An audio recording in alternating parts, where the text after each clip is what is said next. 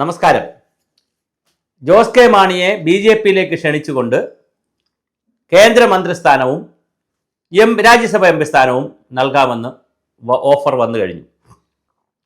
ഇത് സംബന്ധിച്ചുള്ള ന്യൂസ് ഈ സുഭാഷിതത്തിൻ്റെ ഡിജിറ്റൽ ചാനലിൽ ഇരുന്നുകൊണ്ട് തള്ളിമറിക്കുന്നതല്ല, സാറ്റലൈറ്റ് ചാനലുകളിൽ വന്നു കഴിഞ്ഞു.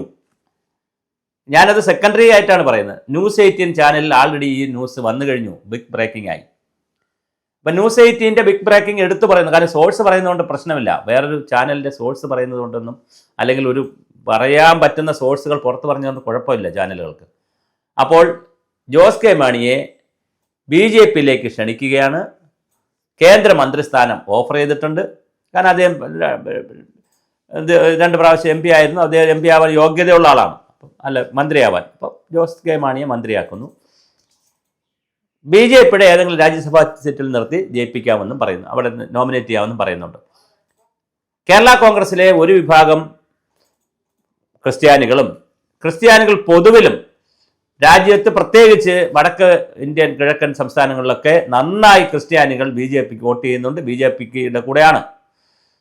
പിന്നെ ഇവിടെ ജോർജ് കുര്യൻ മന്ത്രിയാണ്, അൽഫോൺസ് കണ്ണന്താനം നേരത്തെ മന്ത്രി ആയിരുന്നു, ഷോൺ ജോർജ് നമ്മുടെ ജനറൽ സെക്രട്ടറി ആവാൻ നിൽക്കുന്നു. അപ്പം ബി.ജെ.പിയിലുള്ള ഒരുപാട് ആളുകൾ പോകുന്നതിൽ വിഷയമില്ല.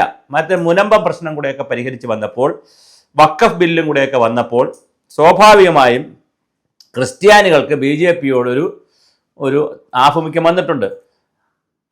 ആലഞ്ചേരി പിതാവും അതുപോലുള്ള പുതിയ ആളുകളൊക്കെ, പിതാക്കന്മാരും എല്ലാവരും ഒക്കെ ബി.ജെ.പിയോടൊരു ആഭിമുഖ്യം പുലർത്തുന്നവരുമാണ്.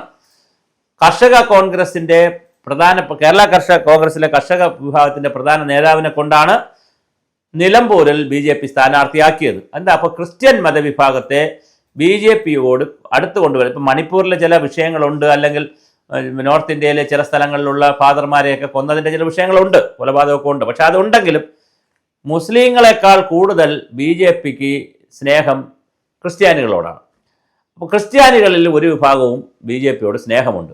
ഈ സ്നേഹമെല്ലാം മുതലാക്കിക്കൊണ്ട് നമ്മുടെ PC ജോർജൊക്കെ കൂടി രംഗത്തിറങ്ങിക്കൊണ്ട് ജോസ് കെ മാണിയെ ബി.ജെ.പിയിലെത്തിക്കാൻ സാധ്യതയുണ്ടോ? അങ്ങനെ വേറൊരു പ്രശ്നം വരാം.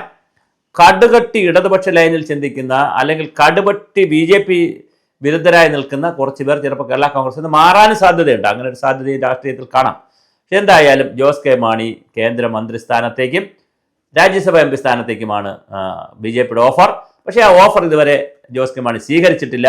അപ്പം നിങ്ങൾ നോക്കൂ, കേരള രാഷ്ട്രീയത്തിൽ ജോസ് കെ മാണി UDF-ൽ എടുക്കണോ, അദ്ദേഹം LDF-ൽ നിൽക്കുമോ? അദ്ദേഹത്തിന് ബി.ജെ.പി ഓഫർ, വലിയ ഓഫറാണ് ജോസ് കെ മാണിയെ സംബന്ധിച്ചിടത്തോളം ഉണ്ടായിരുന്നത്.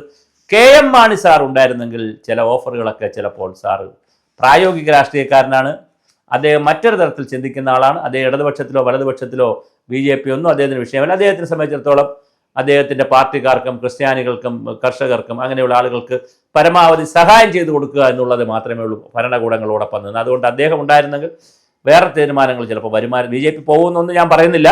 പക്ഷേ തീരുമാനങ്ങൾ ചിലപ്പോൾ മറ്റൊരു തരത്തിലേക്കുള്ള തീരുമാനങ്ങൾ വരാൻ സാധ്യതയുണ്ട്. എന്തായാലും ജോസ് കെ മാണി ബി.ജെ.പിയും വലയെറിഞ്ഞിട്ടുണ്ട്. ആ വലയിൽ കൊത്തുമോ ഇല്ലേ എന്നുള്ളത് നമുക്ക് അടുത്ത ദിവസങ്ങളിൽ മാത്രമേ അറിയാൻ കഴിയുകയുള്ളൂ.